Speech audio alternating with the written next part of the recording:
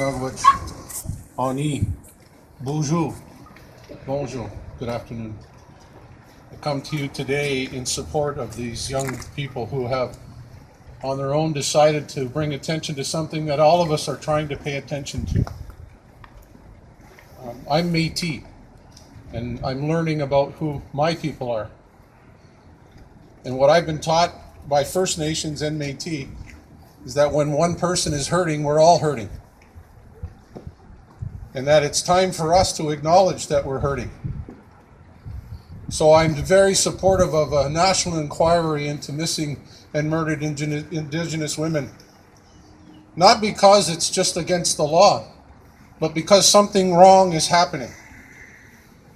When the statistics are quite clear that something is wrong, we need to look beyond just the law. We have to come together to heal. We have to come together to acknowledge and to admit that there is a problem. And today, to the students, I want to say thank you because you're taking the leadership. Professor Dockstetter, thank you for helping coordinate. But most of all, to the students for standing up and saying there's something wrong here. And we will not stop until it's fixed. So that's why they were there for the flash mob at the mall when it was violence against women and domestic violence. We're here today because it's the same issue, but specific. That's the problem. We need a federal government that acknowledges that it's different. Don't tell them, go into your reservation and go get your police to fix the problem. That's not the answer. The answer is a national inquiry, and when we bring our children up, we teach them it's not right to hit women, it's not right to hit anybody.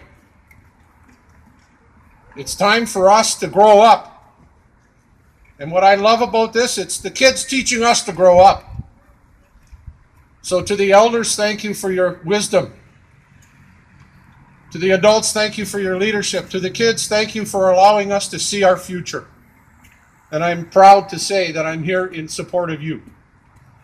So as the member of Provincial Parliament for the riding of Brant, I offer my sincere congratulations to the Pink Feather Society as you host in March annual vigil to commemorate the International Women's Day and to bring awareness to the missing and murdered Indigenous women of our community. Good actions give strength to ourselves and inspire good action in others. Let's hear the federal government say the same.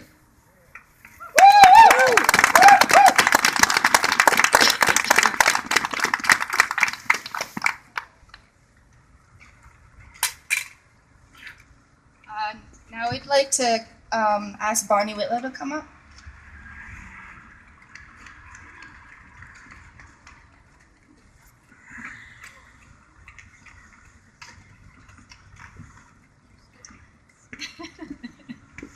Sego sewa guego, Goanago ni yongyat, so swego ni guegeno. My name's Goanago. I'm from Ashwegan. Ganiet Gahagan Ewagat Doda. I'm a Mohawk woman, Waxkarleoge, from the Bear Clan.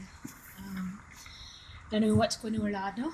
I welcome all of you to this time and this place.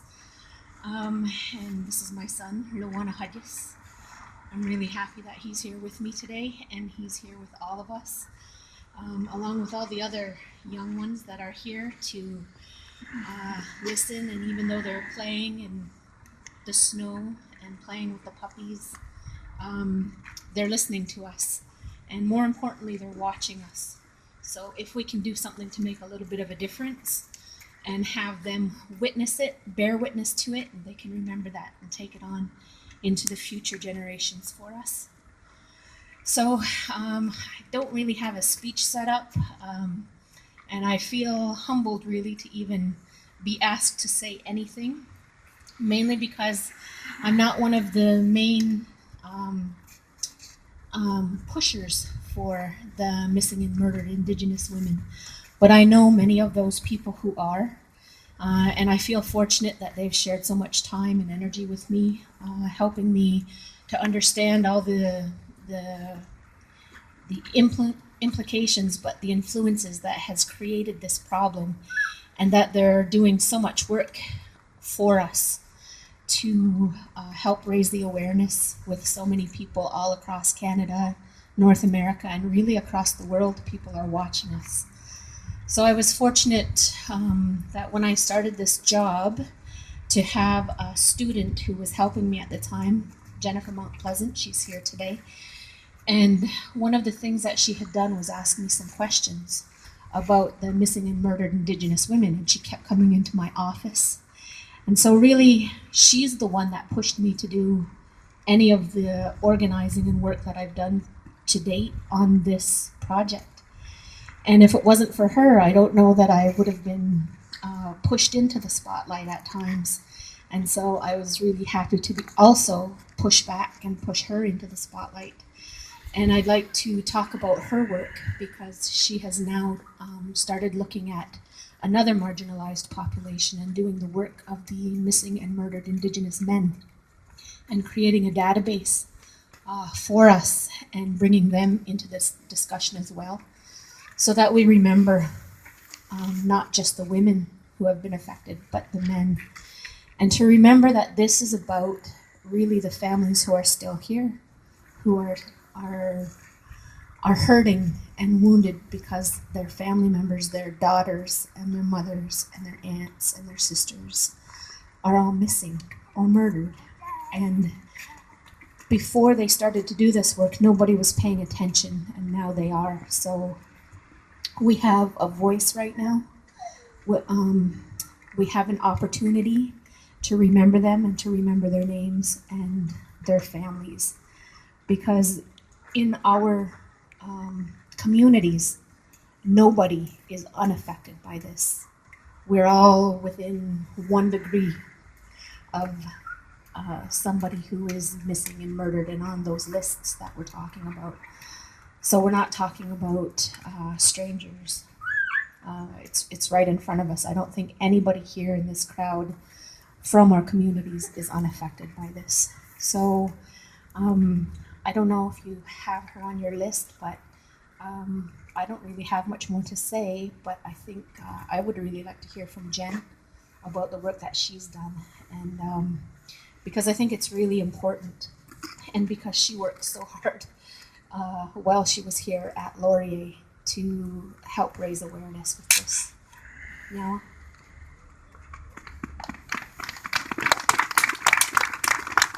Jen, would you like to come up and speak?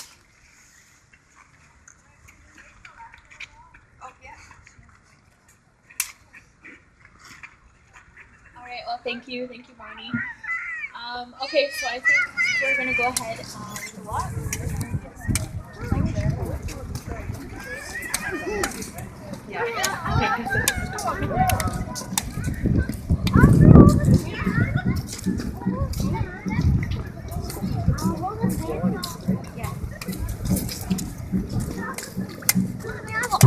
Will you bring back up?